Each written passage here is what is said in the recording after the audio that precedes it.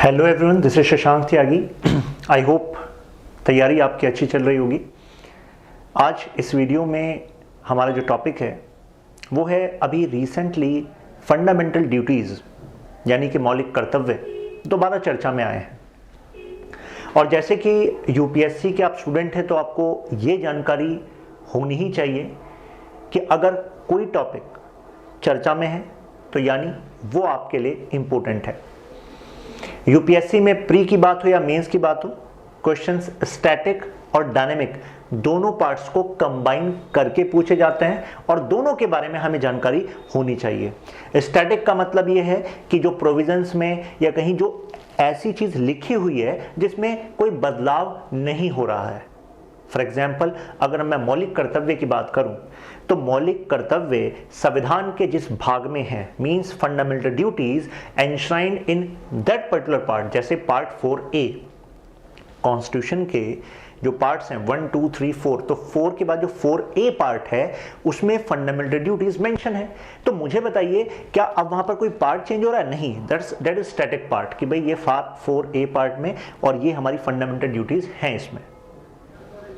लेकिन डायनेमिक का मतलब ये होता है कि उसमें से कौन सी फंडामेंटल ड्यूटी अभी चर्चा में थी या कौन सी फंडामेंटल ड्यूटी का एप्लीकेशन अभी चर्चा में था या उस पर किस तरीके से क्वेश्चंस बन सकते हैं, कोई इशू बन रहा था क्या। तो देखिए, इस तरीके से अगर आप अंडरस्टैंडिंग करके चलेंगे तो आप किसी बुक पर डिपेंड नहीं होंगे। आप अपने आप एनालिसिस करके जो भी क्वेश्चन आ जाए, चाहे प्री में आ जाए, मेंस में आ जाए, आप आसानी से कर सकते हैं। देखिए, सबसे पहले तो फंडामेंटल ड्यूटीज के बारे में बेसिक बता दूं जिसको ना जानकारी हो। देखिए, नाम से पता लग रहा है फंडामेंटल ड्यूटी, मौलिक कर्तव्य। कर्तव्य का मतलब क्या होता है? कर्तव्य का मतलब क्या होता है कि जो आपसे अपेक्षा की जाती है कि आपको करना है। और अगर कर्तव्य के सामने फंडामेंटल लगा दिया, मौलिक लगा दिया, तो मौलिक का मतलब क्या है कि ये तो करना ही करना है। If you are living in India, you are citizen of India, then you have to do these duties. उनको हम क्या कह रहे हैं? फंडामेंटल ड्यूटीज कह रहे हैं। क्या स्टार्टिंग से ही ये कॉन्स्टिट्यूशन का पार्ट थी? क्या संविधान निर्माताओं ने, जिन्होंने कॉन्स्टिट्यूशन, जिनको हम कॉन्स्टिट्यूशन के फाउंडिंग फादर्स कहते हैं, क्या उन्होंने इसको कॉन्स्टिट्यूशन में जोड़ने के बारे में नहीं सोचा था या सोचा था? अगर सोचा था तो फिर जोड़ा क्यों नहीं था उस टाइम पर? क्यों ऐसा है कि इनको बाद में जोड़ा गया?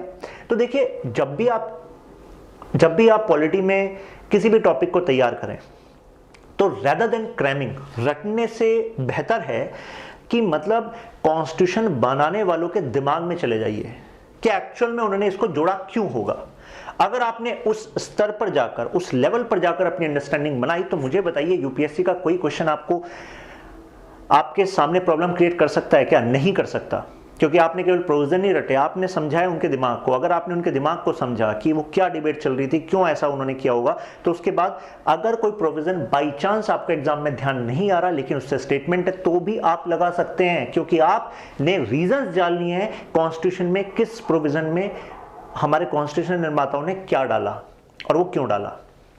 जैसे जब फंडामेंटल ड्यूटीज की बात आती है तो ये डिबेट कोई आज की डिबेट नहीं है, ये बहुत पुरानी डिबेट है कि फंडामेंटल ड्यूटीज इंटीग्रल पार्ट होने चाहिए हर पॉलिटिकल सिस्टम का। ऐसे कुछ विचारों का कहना था। उनका कहना था कि जो राइट्स हैं, जब अधिकार आप आम आदमियों को दे रहे हो, जब सिटीजन्स को अधिकार है कि ये हमारा अधिकार है, ये हमारे मौलिक अधिकार है, सरकार ये सुनिश्चित करे, तो अधिकार बिना कर्तव्यों के नहीं मिलने चाहिए। तो अधिकार और कर्तव्य एक ही सिक्के के दो पहलू हैं, दोनों को साथ साथ चलना चाहिए। ऐसा हमारे संविधान निर्माण से पहले से ही राजनीति शास्त्र में, पॉलिटिकल साइंस में भी एक मेजर व्यू बन चुका था। लेकिन हमारे जो कॉन्स्टिट्यूशन फ्रेमर्स थे उनका मानना था कि अभी जो हमारी जनता है उसको अधिकार देने की जरूरत है। और मोरओवर हमारा पॉलिटिकल सिस्टम ऐसा है कि वो कुछ प्रिंसिपल्स को एमिनेट करता है। एमिनेट का मतलब है वो स्वतः ही कुछ सिद्धांतों को परिलक्षित करता है। कुछ सिद्धांत ऐसे हैं जो स्वतः दिखते हैं हमारे पॉलिटिकल सिस्टम में। जैसे एक फंडामेंटल ड्यूटी कहती है कि भाई हमें कॉन्स्टिट्यूशन का, हमें नेशनल सिंबल्स का रेस्पेक्ट करना चाहिए। तो संविधान निर्माताओं का मानना था, क्योंकि हम संविधान के प्रस्तावना में, means when we are mentioning that this in the preface, या हम जिसको हम कहते हैं preamble of constitution, that we the people of India, कहने का मतलब संविधान निर्माताओं का कहना था, कॉन्स्टिट्यूशन फ्रेमर्स का कहना था, जब हमने कॉन्स्टिट्यूशन की शुरुआत में ही जो पहला sentence we the people of India लिखा है, गिव आवरसेल्फ, हम भारत के लोग स्वयं को, यानी कि संविधान तो भारत के लोग खुद को दे रहे हैं। और प्रेम्बल के अगर आप लास्ट वाली लाइन में जाएंगे जहां पर लिखा हम आत्मर्पित करते हैं, मीन्स हम संविधान को इतना पवित्र मानते हैं, सबसे सैंक्रोसेंट डॉक्यूमेंट मानते हैं कि अपनी आत्मा को अर्पित करते हैं कि हम पूरी तरीके से उसको मानेंगे। तो उनका मानना था कि जब ये इंटीग्रल पार्ट है, एक तरीके से एकीकृत पार्ट है, तो ऐसे में अलग से मेंशन करने की आवश्यकता नहीं है। लेकिन जब उन्होंने ऐसा माना था कि अलग से मेंशन करने की आवश्यकता नहीं है, तो फिर बाद में जरूरत क्या आन पड़ी। देखिए, बात करते हैं फिर हम इंदिरा गांधी जी के टाइम की और इमरजेंसी के टाइम की। भारत के संविधान में बदलावों के लिए जितने संविधान संशोधन किए गए, means in the constitutional history of India, when we take into consideration various amendment to the constitution, the role of 42nd constitution amendment act, यानी कि जो 42वां संविधान संशोधन है, उसका जो भूमिका है, हम अगर उसको नहीं जान रहे हैं तो यानी कि हमने कॉन्स्टिट्यूशन हिस्ट्री को नहीं पढ़ा है। क्योंकि जो 42वां संविधान है, जो 42nd कॉन्स्टिट्यूशन अमेंडमेंट एक्ट है, इसको मिनी कॉन्स्टिट्यूशन भी कहा गया, खुद एक छोटा संविधान कहा गया। कारण था क्योंकि इसने संविधान में इतने बड़े स्तर पर बदलाव की बात की, इतने बड़े स्तर पर बदलाव किए।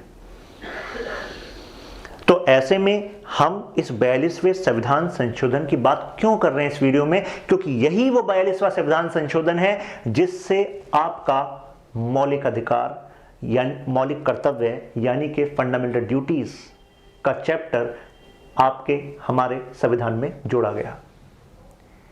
इंदिरा गांधी जी की सरकार का मानना था कि अगर जनता को केवल अधिकार दिए, जनता को केवल अधिकारों के बारे में ही ज्ञान हुआ, तो जनता अपने कर्तव्यों को आत्मसात नहीं करेगी या नहीं कर पाएगी। देखिए, उनकी सरकार का मानना था कि अगर हमने स्पेसिफिकली मेंशन कर दिया कॉन्स्टिट्यूशन में, तो ऐसे में जो मौलिक कर्तव्य हैं जो पहले स्पेसिफिकली मेंशन नहीं थे, कम से कम जनता उनके बारे में अवेयर हो जाएगी कि भाई ये आपके कॉन्स्टिट्यूशन में दिया हुआ है, संविधान में दिया हुआ है, तो ऐसे में आपको इनको फॉलो करना पड़ेगा। कई लोग सोचेंगे आम जनता पढ़ती कहाँ है संविधान, आपने भी इसलिए पढ़ा यूपीएससी क्लियर करनी है, नहीं तो क्या संविधान और क्या मौलिक कर्तव्य। कई लोग ऐसा सोच रहे होंगे। लेकिन मैं आपको बता दूं, अगर कॉन्स्टिट्यूशन में जोड़ा जाता है तो ऐसे में उसका इंपैक्ट हमारे पॉलिटिकल सिस्टम के जो डिफरेंट ऑर्गन्स हैं वहां पर देखने को मिलता है। जैसे फंडामेंटल ड्यूटीज पार्ट 4A में जोड़ी गई, अमेंडमेंट था 42nd कॉन्स्टिट्यूशनल अमेंडमेंट। इन फंडामेंटल ड्यूटीज के लिए जो कमिटी सलाह देने के लिए इंदिरा गांधी सरकार ने बनाई थी, उस समिति का नाम है सरदार स्वर्ण सिंह समिति। जब ये 42वां संविधान यानी कि 42nd कॉन्स्टिट्यूशनल अमेंडमेंट हुआ हमारे कॉन्स्टिट्यूशन में, तो फंडामेंटल ड्यूटीज पार्ट 4A में टोटल 10 ड्यूटीज जोड़ी गई थी, जो बाद में अटल बिहारी जी की सरकार में एक और अमेंडमेंट आया था, वो था 86th कॉन्स्टिट्यूशनल अमेंडमेंट एक्ट। उससे एक और फंडामेंटल ड्यूटी जोड़ दी गई थी। तो अगर प्रेजेंट में आपसे पूछा जाए कि कितनी फंडामेंटल ड्यूटीज हैं, तो कितनी है? 11 फंडामेंटल ड्यूटीज हैं। देखिए, 11 फंडामेंटल ड्यूटीज को नॉन जस्टिसाइबल का दर्जा दिया गया है। इसका मतलब है कि ऐसा नहीं है, ऐसा मतलब आप ऐसा मानिए कि अगर फंडामेंटल ड्यूटी मेंशन है तो इसका मतलब यह नहीं है कि अगर किसी ने इस फंडामेंटल ड्यूटी को फॉलो नहीं करा तो कॉन्स्टिट्यूशन ने उसके संबंध में सजा का भी प्रावधान किया हो। मैं दोबारा रिपीट कर रहा हूं, हमारे कॉन्स्टिट्यूशन ने आपके मौलिक कर्तव्य बताए। जो पार्ट है 4A, कितनी मेंशन है? 11 ड्यूटीज मेंशन है, लेकिन यह मेंशन नहीं है कि अगर आपने ये तोड़ी तो आपको सजा क्या मिलेगी। तो आप में से कुछ लोग सोचेंगे फिर मेंशन ही क्यों किया? जब सजा नहीं बताई, अगर हम कर्तव्य को फॉलो ना करें तो फिर मेंशन क्यों किया? देखिए, इस संबंध में सजा बनाने का पावर हमारा कॉन्स्टिट्यूशन पार्लियामेंट को देता है, और पार्लियामेंट ने इस संबंध में कानून भी बनाए हैं। जैसे एग्जांपल देता हूं आपको, हमारा फंडामेंटल ड्यूटीज पार्ट कहता है कि भाई हमें नेशनल फ्लैग का सम्मान करना है, राष्ट्रीय जो हमारा ध्वज है तिरंगा, उसका सम्मान करना है। अगर नहीं करा तो वहां पर मेंशन नहीं है, लेकिन पार्लियामेंट द्वारा एक अलग से फ्लैग कोड बनाया गया, और फ्लैग कोड में अगर आप राष्ट्र ध्वज की अवहेलना करते हैं तो इस संबंध में जो सजा होगी, जो फाइन आप पर लेगा, उसका प्रावधान है। और कोर्ट जो फ्लैग कोड बना इसके आधार पर, और फंडामेंटल ड्यूटी मेंशन इसके आधार पर अपना फैसला लेती है। तो यानी कि जब कोई जज अपना फैसला सुनाता है किसी केस में और उसको लगता है कि यहां पर आपने मौलिक कर्तव्य को भी तोड़ा है, तो वो उसको बिना मतलब उसको कोट करके अपना जजमेंट देता है। तो अब यहां पर डिबेट ये बनती है कि क्या फंडामेंटल ड्यूटीज को बाइंडिंग कर देना चाहिए? बाइंडिंग का मतलब समझते हैं, यानी कि अगर किसी ने फॉलो नहीं करी तो सजा मिलेगी ही मिलेगी, या फिर फंडामेंटल ड्यूटीज को ऐसे ही रहने देना चाहिए। यानी कि जिस फंडामेंटल ड्यूटी पर पार्लियामेंट कानून बनाना चाहे बना सकती है, कोर्ट उसको कोट करना चाहे उस कानून को और उसको बिना बनाकर सजा देना चाहे तो दे सकती है। क्या यही स्ट्रक्चर ठीक है, या सभी फंडामेंटल ड्यूटीज को बाइंडिंग बना देना चाहिए? तो इस पर आप लोगों के क्या विचार हैं? क्योंकि आपको भावी ब्यूरोक्रेट बनना है, इस देश का स्टील फ्रेम बनना है, तो आपके हर एक मुद्दे पर जो कि समाज के लिए, देश के लिए महत्वपूर्ण है, उस पर एक विचार होने चाहिए और क्लियर कट ओपिनियंस होनी चाहिए और प्रैक्टिकल होनी चाहिए। तो आप नीचे कमेंट्स में दीजिएगा कि आपका क्या इस पर मानना है, क्योंकि यूपीएससी में अगर मेंस पर क्वेश्चन बनाएगा तो वो यहां पर क्वेश्चन बनाएगा जिस एंगल को मैंने अभी आपके सामने रखा है। अगर प्री में उसको क्वेश्चन बनाने होते हैं तो प्री में क्वेश्चन कैसे बनाता है?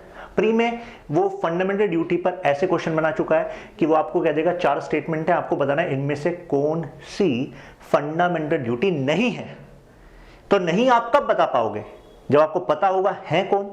तो यानी कि 11 फंडामेंटल ड्यूटी आपको पढ़नी है और तभी आप बता पाओगे कि इसमें कौन सी नहीं है।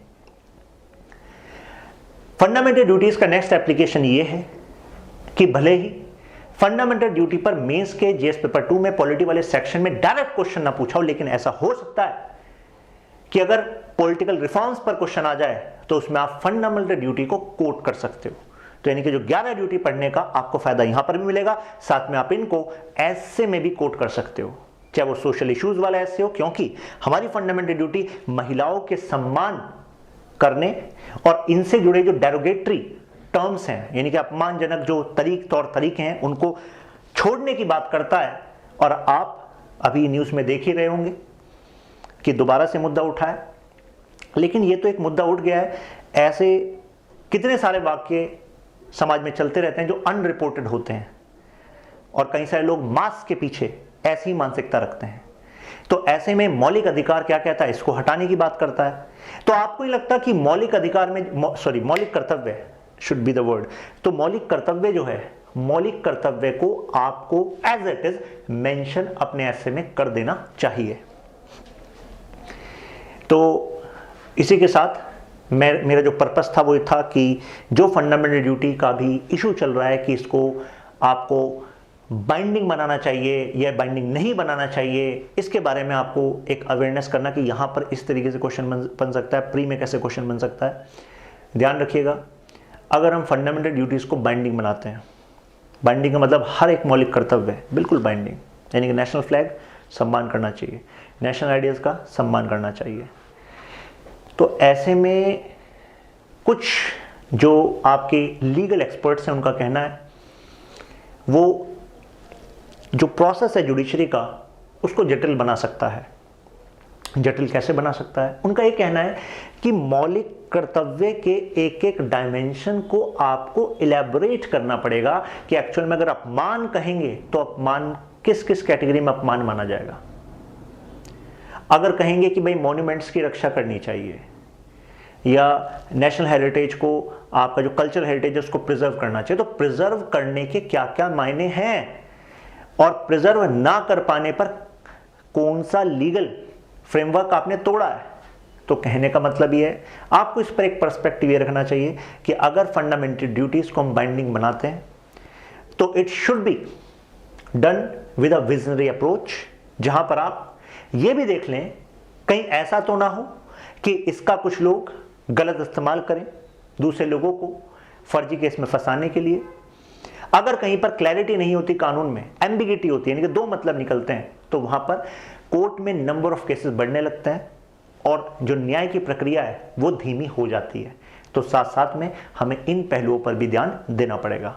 और अगर हम कहें कि नहीं होना चाहिए तो नहीं होना चाहिए, तो ऐसे में जो मौलिक कर्तव्य हैं उनकी जो सारगर्भिता है, मीन्स द पर्पस है, वो कहीं इनइफेक्टिव तो नहीं हो रहा। तो यानी कि हमें इफेक्टिवनेस की तरफ तो चलना है, but it should be done in phased manner with clear cut long visionary goal, without ambiguity और without contemplating more burden on our judiciary. तो इस तरीके से आप इस पर अप्रोच बनाइएगा। फिर मिलते हैं नेक्स्ट वीडियो में, तब तक के लिए कीप लर्निंग कीप ग्रोइंग। मैं आपको बता दूं, पॉलिटी, इकोनॉमी और अदर सब्जेक्ट्स की जो ऑनलाइन ऑफलाइन क्लासेस हैं वो अवेलेबल हैं। पॉलिटी और इकोनॉमी यहाँ पर मैं ही डील करता हूँ, तो आप ऑनलाइन ऑफलाइन किसी माध्यम से जुड़ सकते हैं। पॉलिटिकल साइंस ऑप्शनल की भी ऑनलाइन ऑफलाइन क्लासेस अवेलेबल हैं। आप में से जिसको अपनी तैयारी में कुछ परेशानी आ रही हो, कुछ क्लैरिटी नहीं आ रही है, ऑप्शनल चूज़ करने में प्रॉब्लम है या स्ट्रेटजी में प्रॉब्लम है, तो आप भी हमारे साथ जुड़ सकते हैं। नीचे दिए गए नंबर पर कॉल करिएगा। काउंसलर्स अवेलेबल हैं, वो आपको हर संभव तरीके से आपकी मदद करेंगे। अगर आपको लगता है कि आप पर्सनली मिलना चाहते हैं तो नीचे दिए गए नंबर पर कॉल करके एक बार टाइम ले लीजिएगा, और जो भी आप